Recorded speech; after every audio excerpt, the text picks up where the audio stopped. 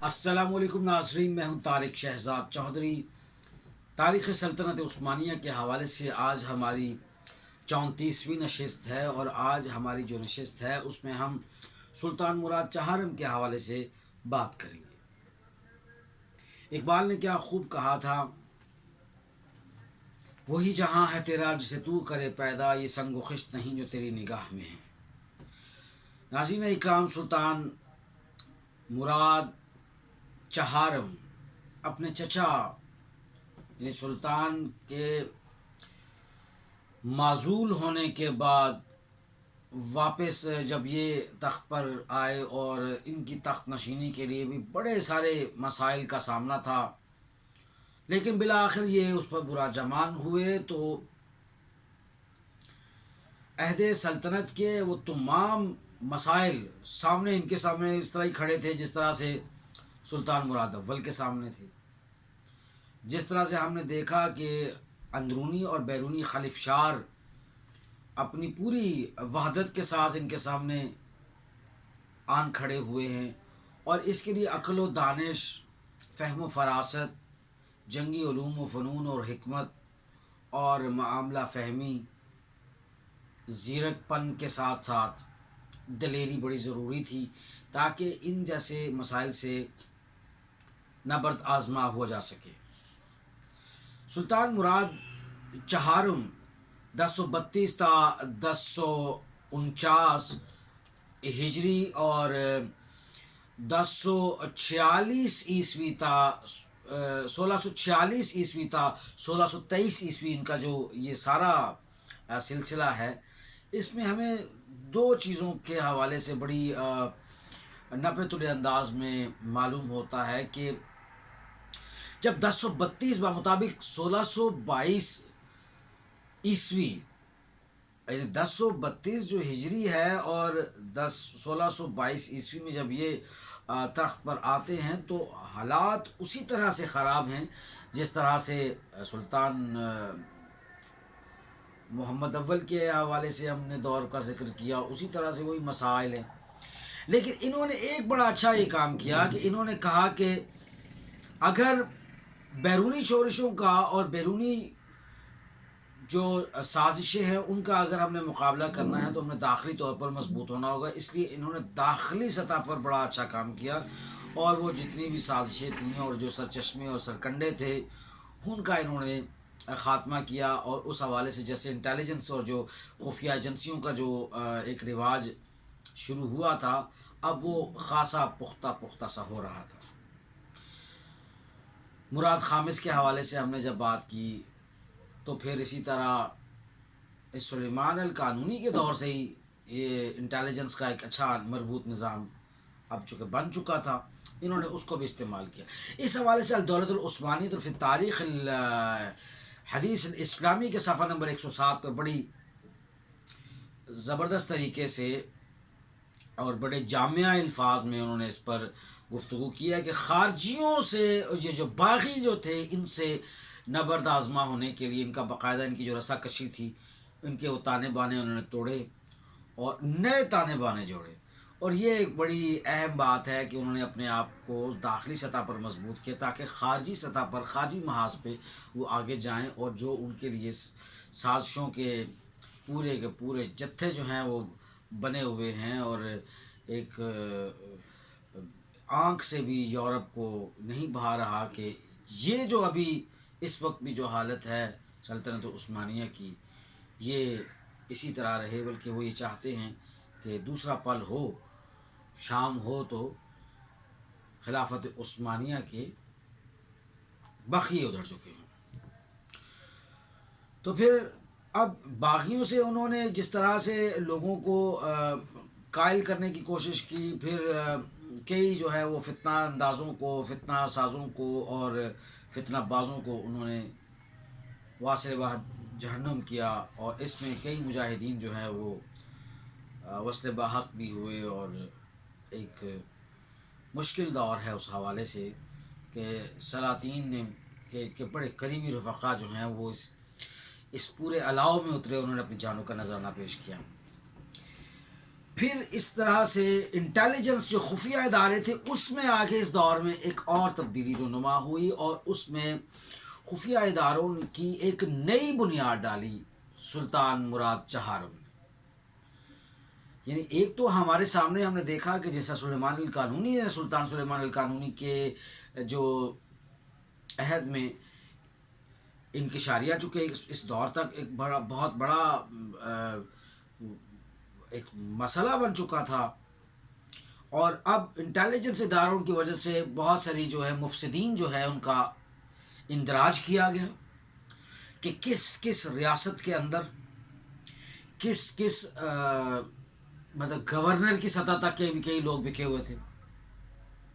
اندر آ چکے تھے، وہ اتنے سلیبی آپ صلاحیت کر چکے تھے۔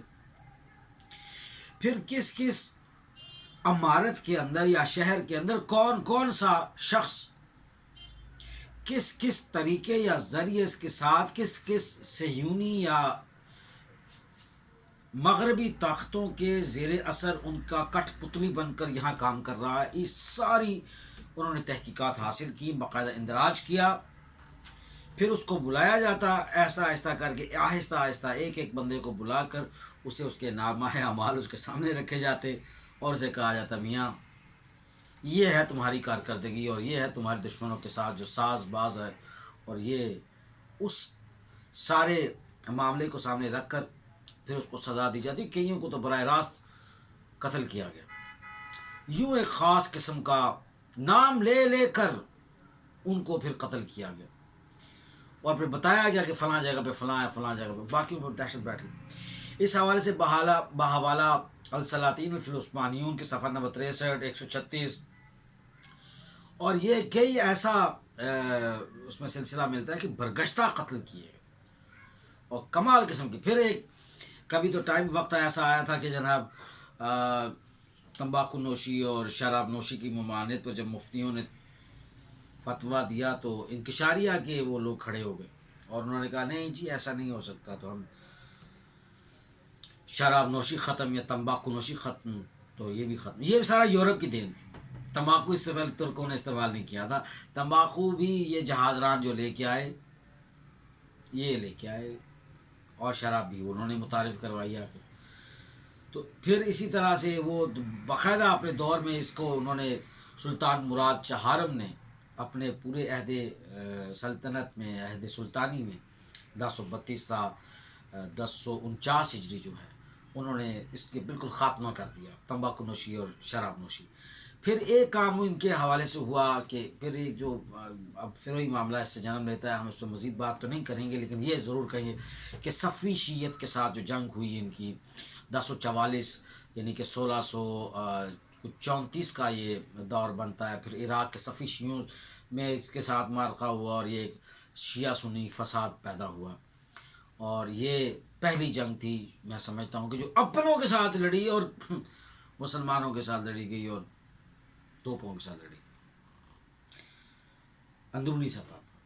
یہ مسلمانوں کی کمزوری کی علامت ہے، جب نفاق پیدا ہوگا، جب غلو کیا جائے گا، یا تفرقہ بازی ڈالی جائے گی، اور اس الاؤ کو پھر بیرونی طاقتیں آ کے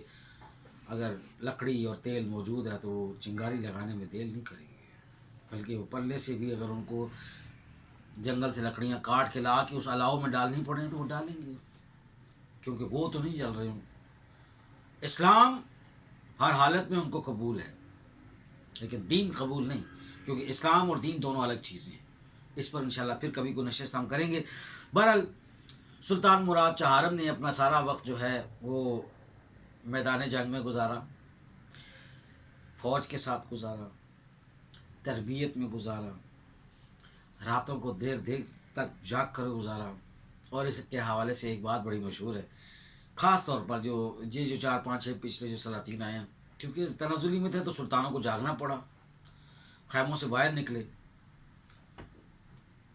پہلے تو جو بیچ میں جو ہم نے بتایا کہ کمزور سلاطین کا جو سلسلہ چل رہا تھا، وہ بیچارے خیموں میں بیگمات کی سازشوں کا شکار تھے،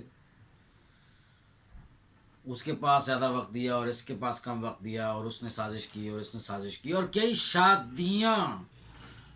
یورپی سازشوں کے تحت ہوئی، شادیاں سازشوں کے تحت ہوئی۔ تو یہاں پر یہ جو سلطان ہے، سلطان مراد چہارم، اس نے جو 1046 اور جو 1623 سے لے کر جو 1046 کا ان کا جو دور ہے، 1646 کا جو ان کا دور ہے، اس میں انہوں نے کئی مرتبہ ایسا ہوا کہ گھوڑے کے اوپر انہوں نے نیند پوری کی۔ یہ جو چند مثالیں ملتی ہیں اس میں سے یہ ایک مثال بھی ہے اس کی بھی۔ پھر یہ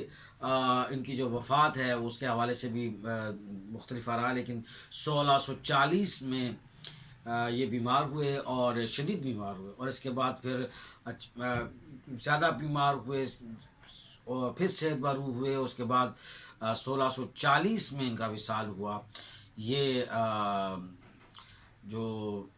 ان کا جو وصال ہے اس وقت مطابق کتاب ہے السلاطین العثمانیون، صفحہ نمبر 63 ہے اس کا، اور صفحہ نمبر 63 پہ انہوں نے باقاعدہ ایک بڑا تفصیلی ذکر ہے ان کے آخری حالات کا، ایام کا۔ تو استنباط شہر میں ان کا وصال ہوا تھا، اور اسی حوالے سے میں سمجھتا ہوں کہ سلطان مراد چہارم جو ہے وہ ایک بڑھتا ہوا ابھرتا ہوا سلطان تھا، اور اس نے ملا جلا سا دور ہے، لیکن